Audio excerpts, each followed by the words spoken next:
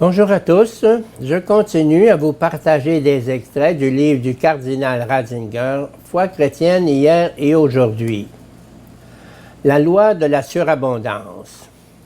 Dans les énoncés éthiques du Nouveau Testament, existe une tension qui paraît insurmontable entre grâce et ethos, entre pardon total et exigence totale, entre le fait que l'homme reçoit avec une entière gratuité, étant incapable de rien faire lui-même, et le fait qu'il doit se donner entièrement jusqu'à cette exigence inouïe. Soyez parfaits comme votre Père céleste est parfait. Matthieu 5, 48. Si l'on cherche cependant dans cette opposition troublante des deux pôles un point de liaison, on retrouvera sans cesse dans la théologie paulinienne et dans les synoptiques le mot de surabondance, dans lequel le thème de la grâce et celui de l'exigence se rejoignent et se confondent. Pour arriver à nous faire une idée du principe évoqué, prenons dans le Sermon sur la montagne ce passage central qui est comme le titre et la présentation condensée des 6 grands antithèses. Il a été dit aux anciens, mais moi je vous dis, où Jésus propose une nouvelle rédaction de la deuxième des tables de la loi. Voici le texte. Car je vous le dis, si dans votre justice il n'y a pas plus de surabondance que dans celle des scribes et des pharisiens, vous n'entrerez certainement pas dans le royaume des cieux. Matthieu 5, 20. Cela veut dire tout d'abord que toute justice humaine est prouvée insuffisante. Qui pourrait en effet honnêtement se vanter de s'être pénétré réellement et sans réticence jusque dans les profondeurs de son âme, du sens de chacune des différentes obligations? Qui pourrait se vanter de les avoir accomplies parfaitement du fond du cœur, à plus forte raison de les avoir accomplies avec surabondance? Il est vrai qu'il existe dans l'Église un état de perfection où l'on s'engage à aller au-delà de ce qui est commandé, où l'on s'oblige à la surabondance.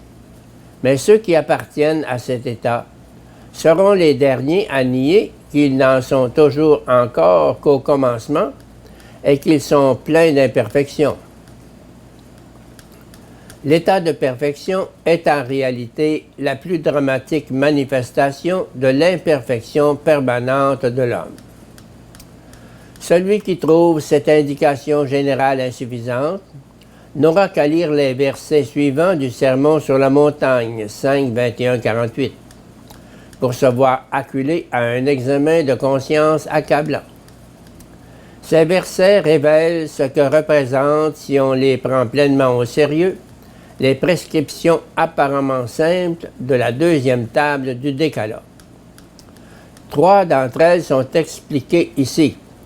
Tu ne tueras pas, tu ne commettras pas d'adultère, tu ne parjureras pas. À première vue, il ne semble pas bien difficile de se sentir en règle sous ce rapport. Après tout, on n'a tué personne, on n'a pas commis d'adultère, on n'a pas de parjure sur la conscience.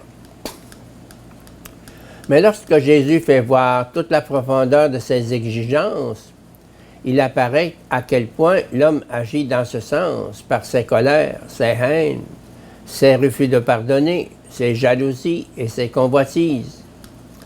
Il apparaît combien l'homme, dans sa prétendue justice, est de connivence avec les injustices de ce monde. Quand on médite sérieusement les paroles du Sermon sur la montagne, on fait la même expérience que l'homme qui passe de la vision apologétique de son parti à la réalité. Le net partage entre blanc et noir, d'après lequel on est habitué à classer les hommes, tourne à la grisaille d'une pénombre générale.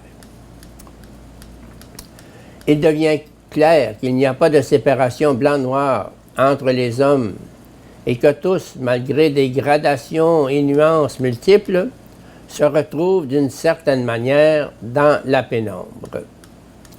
Pour employer une autre image, on pourrait dire, si dans le domaine macroscopique, les différences morales des hommes sont nettement tranchées, on obtient une image beaucoup plus nuancée quand on les soumet à un examen microphysique et micromoral.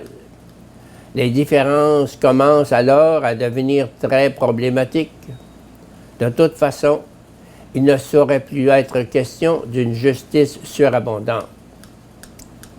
Si donc cela dépendait de l'homme, personne ne pourrait entrer dans le royaume des cieux, c'est-à-dire dans la sphère de la justice pleine et parfaite. Le royaume des cieux demeurerait pure utopie. En fait, il reste nécessairement pure utopie tant que cela dépend uniquement de la bonne volonté de l'homme. Bien souvent, on nous dit qu'il suffirait d'un peu de bonne volonté pour que tout aille au mieux dans le monde. C'est vrai, un brin de bonne volonté suffirait. Mais hélas, c'est là le côté tragique de l'humanité. Les forces lui manquent justement pour cela. Faut-il alors donner raison à Camus lorsqu'il prend pour symbole de l'humanité Sisyphe, essayant toujours à nouveau de rouler sa pierre jusqu'au haut de la montagne pour la voir redescendre aussitôt? La Bible, en ce qui concerne les possibilités de l'homme, est aussi réaliste que Camus, mais elle dépasse son scepticisme.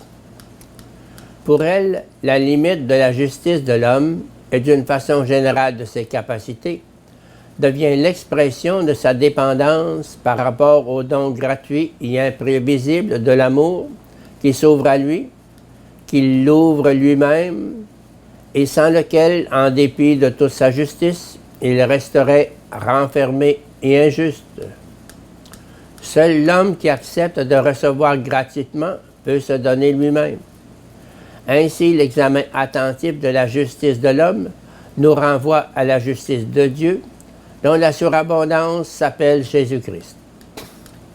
Jésus-Christ est la justice de Dieu qui va bien au-delà de ce qui est requis, qui ne calcule pas, qui est vraiment débordante. Il est le malgré tout de l'amour plus grand de Dieu, par lequel celui-ci surmonte infiniment la défaillance de l'homme.